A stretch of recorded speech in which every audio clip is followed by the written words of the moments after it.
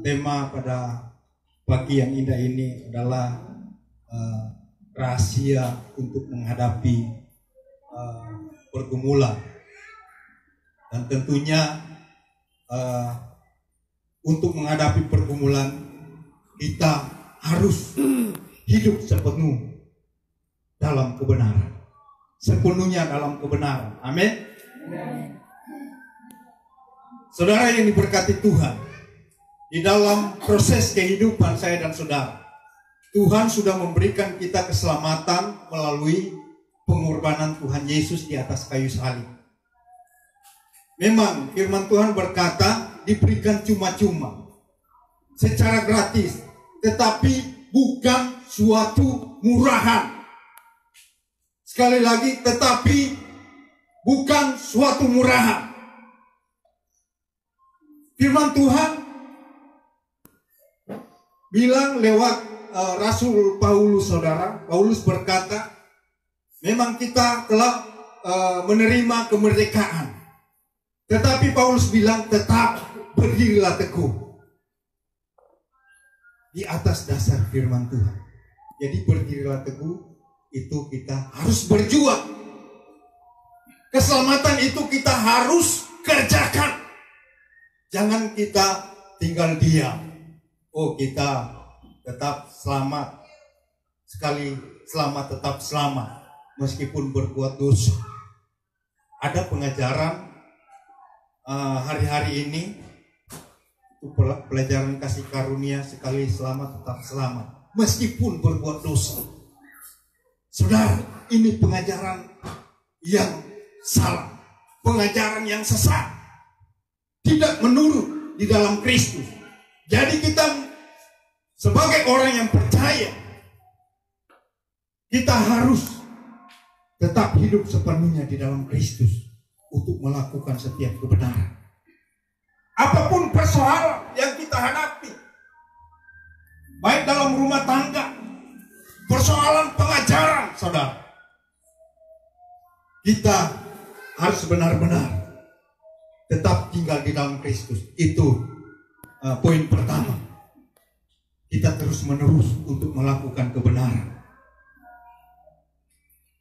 Meskipun ada persoalan, saudara. Kamu telah menerima Kristus Yesus Tuhan kita. Karena itu hendaklah hidup tetap tinggal di dalam Yesus Kristus sebagai Tuhan dan Juru Selamat saya dan saudara. Amin. Beri kemuliaan bagi Kristus Tuhan. Berikan tegang yang lain, berikan senyum. Kiri kanan, saudara, berikan senyum. Haleluya. Karena senyum adalah bagian dalam pelayanan dan pekerjaan Anda sekalian. Amin. Sebagai simpati, empati kita, setiap ketemu orang kita senyum saja, itu sudah melayani Tuhan. Bukan nanti berkhotbah dengan senyum kita sapa. Semacam ada kalau di pompa minyak ada 3S, senyum sapa salam. Ketika kita senyum kepada orang, sapa salam, apalagi orang yang kita kenal, saudara, atau yang belum kenal, maka orang itu akan diberkati oleh Tuhan. Amin. Adalah bagian dan pelayanan dan pekerjaan dan aktivitas pekerjaan Anda. Luar biasa. Jadi hal yang pertama, kita tetap tinggal di dalam Kristus Yesus. Dalam Yohanes 15 ayat 4 berkata, tetap tinggal di dalam Yesus Kristus. Dan Yesus Kristus tinggal di dalam engkau. Haleluya. Tetap tinggal. Karena pengajaran sesat di akhir zaman ini, saudara, kita sudah ada di penghujung akhir zaman. Jangan kita main-main dalam kehidupan kita sehari-hari, saudara. Kita harus tetap tinggal di dalam Tuhan. Kita harus kerjakan. Kita telah dimerdekakan oleh dosa, Paulus bilang, untuk menjadi hamba kebenaran. Luar biasa. Menjadi hamba kebenaran berarti kita harus berjuang terus. Jangan jadi penonton. Kita menjadi pemain di dalam pertandingan iman yang benar di dalam Tuhan yang Tuhan sudah berikan. Jadi hal yang pertama, kita tetap tinggal di dalam Kristus dan Kristus tinggal di dalam kita semua. Amin. Luar biasa. Beri kemuliaan bagi Kristus Tuhan. Yang kedua, saudara, untuk menghadapi persoalan pergumulan hidup, kita lakukan saja kebenaran dan tetap tinggal dalam Kristus. Yang kedua, saudara, hendaklah kamu berakar di dalam Dia dan dibangun di atas Dia. Untuk menghadapi persoalan, saudara, hendaklah kamu berakar di dalam Dia dan dibangun di atas Dia. Di atas dasar firman yang teguh yang Tuhan sudah berikan bagi saya dan saudara. Hendaklah kamu berakar di dalam Dia dan dibangun di atas Dia. Saudara, seperti orang bijaksana yang mendirikan rumah di atas batu. Dia mendirikan rumah di atas batu. Kalau juru bangunan, dia tahu dasarnya mesti ada pondasi. Kemudian dia dirikan bangunan. Saudara, ketika bangunan itu jadi, ketika badai datang, banjir datang, maka bangunan itu tetap kokoh dan kuat. Kalau orang yang tidak bijaksana, saudara, jika orang yang tidak bijaksana atau orang yang masa bodoh, saudara, dia mendirikan rumah di atas pasir. Ketika datang angin badai, datang banjir, saudara, maka rumah itu akan roboh dan hancur. Begitu juga kita sebagai orang-orang yang bijaksana, saudara. Kata kebijaksanaan diambil dari bahasa lain, yaitu keputusan yang tepat. Keputusan bijaksana, saudara, di dalam segala hal. Kita menjadi orang-orang yang bijaksana, menjadi bapak-bapak yang bijaksana, ibu-ibu yang bijaksana, anak-anak yang bijaksana. Ketika kita menghadapi persoalan hidup, entah suami, istri, anak-anak, kita diperhadapkan suatu proses kehidupan, tantangan ini untuk kita maju terus. Itu sebabnya hendaklah kamu berakar di dalam Yesus Kristus. Yesus Kristus adalah Sang Juru Selamat kita. Dia yang membebaskan kita, saudara, sehingga menjadi hamba kebenaran untuk melakukan setiap kebenaran. Kita berjuang sama-sama untuk melayani Tuhan, melayani pekerjaan Tuhan yang dipercayakan Tuhan. Kita hamba-hamba Tuhan, bahkan jemaat Tuhan, semuanya akan dipakai Tuhan. Itu sebabnya kita sungguh-sungguh jangan main-main dalam hidup ini. Jangan main-main dengan dosa, saudara. Kita harus kerjakan keselamatan yang Tuhan sudah berikan. Amin. Haleluya. Tetap tinggal di dalam Dia dan dibangun di atas Dia. Begitupun pengajaran yang palsu, saudara. Tuhan Yesus bilang, "Akulah jalan kebenaran dan kehidupan. Tidak seorang pun yang datang kepada Bapa kalau tidak melalui aku atau Tuhan Yesus." Saudara, siapa itu Bapa? Siapa itu Tuhan? Siapa itu Allah? Banyak orang yang sudah melenceng, banyak pendeta-pendeta sudah pakai nama lain. Mereka pakai nama lain, itu nama Yahweh. Tidak ada di dalam Alkitab. Yesus bilang, "Akulah jalan dan kebenaran dan kehidupan. Akulah Alfa dan Omega." Aku Yesus yang awal dan yang akhir. Kalau dalam 1 Korintus 8 ayat 6, pendeta saat baca 1 Korintus 8 ayat 6, Dia Allah satu-satunya, Sang Pencipta, sumber segala sesuatu. Saudara, 1 Korintus 8 ayat 6. Dengan keras baca, saudara. Siapa itu Bapa? Siapa itu Allah? Siapa itu Tuhan? Tuhan kita cuma satu. Bapa kita cuma satu. Haleluya. 1 Korintus 8 ayat 6. Iya. Namun bagi kita hanya ada satu Allah saja. Namun bagi kita hanya satu Allah saja, yaitu Bapa yang daripadanya berasal segala sesuatu. yaitu Bapa yang daripadanya berasal dari segala sesuatu, Dan yang untuk Dia kita hidup. dan untuk Dia kita hidup. Satu Tuhan saja, yaitu Yesus Kristus. Satu Tuhan saja, yaitu Yesus Kristus namanya. Yang olehnya segala sesuatu telah dijadikan, dan yang karena Dia kita tetap hidup.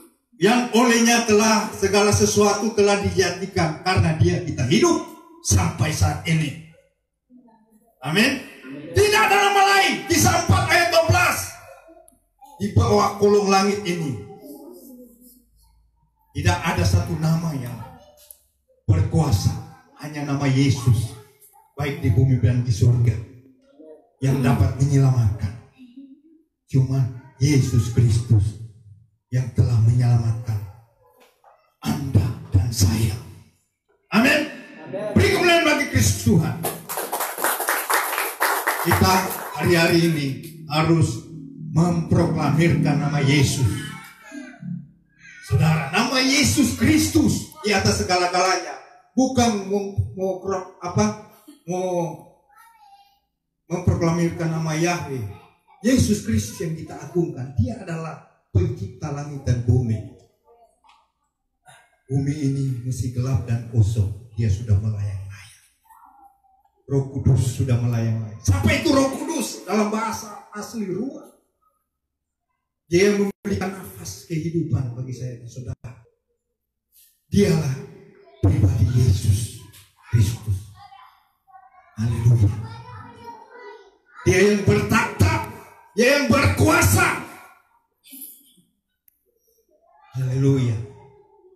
Jadi saya anjurkan kepada teman-teman jemaat Tuhan yang ada, hamba-hamba Tuhan, jangan kita pakai nama lain.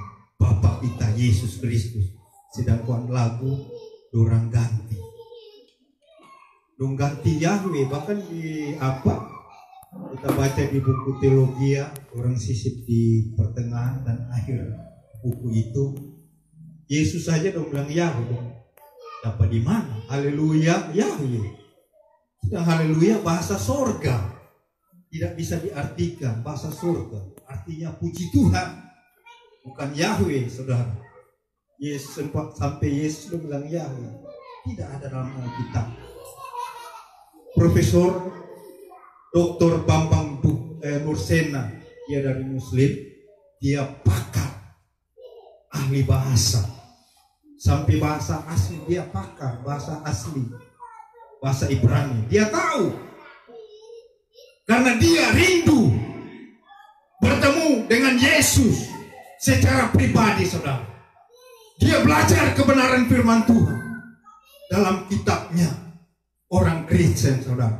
Sampai dia pergi di dalam satu gua umrah di Israel, saudara, untuk belajar kebenaran. Dia ketemu di gua itu, saudara, kebenaran firman Tuhan di satu gulungan Alkitab. Dulu masih di gulungan atau masih ditulis di pokoknya waktu itu dia ketemu di gulungan Alkitab. Dia belajar semua siapa Yesus itu,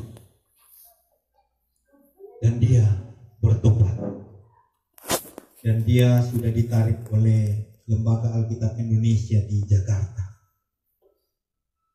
Dia salah satunya pakar, ahli seluruh kitab-kitab Dan dia ketemu kebenaran yang ada di dalam Yesus Kristus.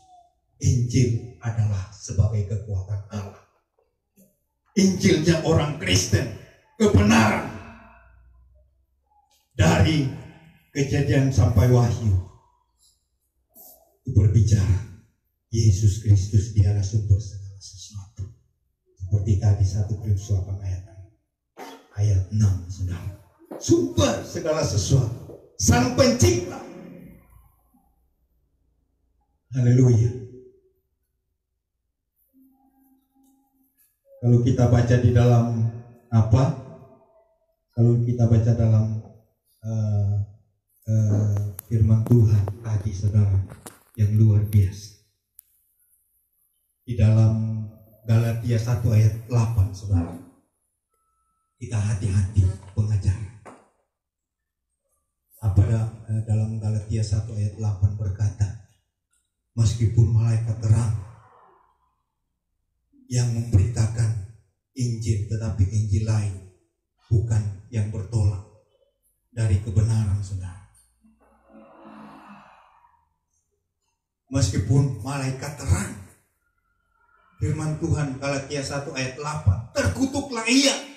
Coba baca Galatia 1 ayat 8. Terkutuklah ia. Saudara,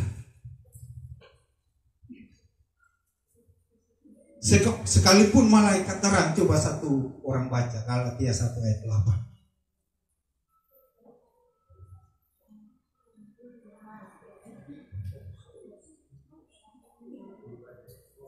Galatia 1 ayat 8 dengan keras.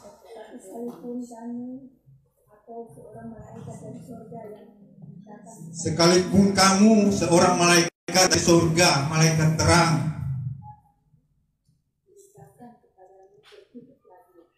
yang memberitakan Injil lain, saudara, terkutuklah ia. Saudara, sadis. Itu sebabnya kita harus hati-hati. Karena kita sudah berada di hujung akhir zaman ini. Jadi kita tetap hati-hati, saudara. Jadi tadi yang kedua, hendaklah kamu berakar di dalam Dia dan dibangun di atas Dia. Hendaklah kamu bertambah teguh dalam iman. Yang ketiga, hendaklah kamu bertambah teguh dalam iman. Iman yang bagaimana, saudara? Iman tanpa tindakan, pada hakikatnya mati. Iman tanpa perbuatan, itu sia-sia adanya, saudara. Kalau kita tetap berjuang dengan iman yang teguh, dengan iman yang dinamis, yaitu iman yang bergerak aktif, saudara, untuk meneguhkan setiap apa yang kita hadapi, setiap pergumulan saya dan saudara, persoalan kita, baik persoalan keluarga, pekerjaankah, saudara, persoalan pelayanankah, ketika kita berakar di dalam Dia, kita tetap bertambah teguh di dalam iman. Iman yang dinamis, artinya iman yang bergerak, proaktif di dalam pelayanan pekerjaan Tuhan yang Tuhan sudah berikan kita tanggung jawab masing-masing. Jemaat Tuhan, mari proaktif mendukung gembala setempat untuk melayani Tuhan. Amin. Bilang sahabat kiri, proaktif untuk melayani dan melayani pekerjaan Tuhan. Haleluya. Luar biasa. Kita bertambah teguh di dalam iman yang telah diajarkan kepadamu, yang telah diajarkan menjadi contoh Yesus Kristus, menjadi teladan Yesus Kristus. Dia tidak bersalah, dijadikan bersalah. karena menggantikan posisi saya dan saudara. Amin. Menjadi hamba kebenaran. Sebabnya kita tetap teguh, berdiri di dalam iman, berjuang terus. Amin. Yang keempat, yang terakhir, dan hendaklah hatimu melimpah dengan syukur. Haleluya. Mengucap syukur dalam segala hal. Apapun yang kita hadapi, kita mengucap syukur. Kita harus mengucap syukur. Keadaan yang baik, keadaan yang tidak baik, bersyukur. Katakan, ini aku Tuhan. Aku mau bersyukur atas tantangan lewat proses kehidupanku ini. Aku mau bersyukur selalu. Bersyukur dalam segala keadaan. Berarti kita ada tindakan. Berarti kita ada perjuangan. Kita harus berjuang. Haleluya. Bersyukur. Dan kita harus menikmati kekudusan yang Tuhan berikan. Kekudusan dalam roh yang Tuhan sudah berikan, yang membangkitkan semangat Anda dan saya untuk melayani Tuhan, melayani pekerjaan Tuhan, di mana Anda percayakan. Luar biasa. Saya di mana-mana kalau saya pergi ke kampung, meskipun beda merek gereja, tetapi ketika kita melakukan kebenaran, kita satu baptisan seperti Yesus lakukan. Satu Allah, satu Tuhan, satu Bapa, Bapa, Putra, dan Roh Kudus. Satu. Jangan kita pisahkan. Bapa kita adalah Tuhan Yesus Kristus. Jangan sebut lain. Yang akan datang kedua kali itu Yesus Kristus. Orang Muslim saja di dalam dia punya Al-Quran, Isa Al-Masih akan datang. Banyak orang Muslim sudah percaya pada Tuhan Yesus. Dia akan datang kedua kali. Tapi yang lain masih menolak. Tetapi yang sebagian sudah terima Yesus Kristus. Termasuk tadi Profesor Dr. Bambang Mursena, ahli kitab-kitab. Dia percaya Yesus. Sekarang dia melakukan seminar-seminar di berbagai tempat, seminar Kristologi. Di dalam STT juga ada yang sekolah teologi, kami juga dapat sekolah Alkitab, dapat materi Kristologi yang harus kita proklamirkan, pengajar dari Yesus Kristus. Karena kita sumbernya segala sesuatu adalah Tuhan Yesus. Sumber segala sesuatu yang harus kita banggakan, bahwa dia raja di atas segala raja yang kita sembah, yang kita nantikan. Yang pokok kita setia dan melakukan setiap kebenaran firman Tuhan. Pokoknya kita kembali dalam Alkitab, firman Tuhan yang kita pegang, yaitu kebenaran. Jadi kalau di luar kebenaran, di luar Injil, kita tolak, jangan kita langsung terima. Kita belajar, kita bedakan apa itu benar atau salah. Kalau benar kita terima, sesuai dengan kebenaran kita terima. Kalau di luar kebenaran kita tolak. Langsung bilang Yesus Kristus adalah Bapa kita, Tuhan. Langsung bilang ayat supaya orang tahu. Karena mereka sudah ada Alkitab sendiri, Alkitab yang pakai nama Yahweh, tidak sesuai dengan lembaga Alkitab Indonesia.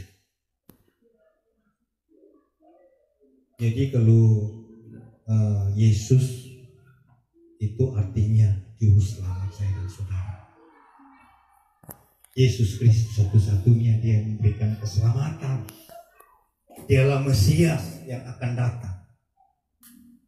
Dialah sahabat kita, sahabat sejati kita, Yesus Kristus. Karena Dia sumber segala sesuatu, berarti Dia ada. Saudara berada di Amerika, Dia ada. Berada di Sangir, berada di Languan, berada di Pitu, Tuhan Yesus ada. Karena Dia Maha Kuasa, Dia Maha Hadir. Amin. Luar biasa. Kita bersyukur kepada Tuhan Yesus Kristus. Itu sebabnya marilah keempat hari ini yang kita lakukan secara terus menerus di dalam proses kehidupan kita. Ketika bertahan di dalam Tuhan, kita pasti selamat. Amin. Kita pasti selamat. Kalau tidak bertahan, jangan harap masuk surga. Itu sebabnya kita tetap tinggal di dalam Tuhan, tetap teguh di dalam iman dan berakar di dalam Tuhan, dan mengucap syukur kepada Tuhan dalam hal apapun yang kita hadapi hari-hari ini. Tuhan memberkati. Naikkan pujian. Kita langsung dalam pertemuan kudus.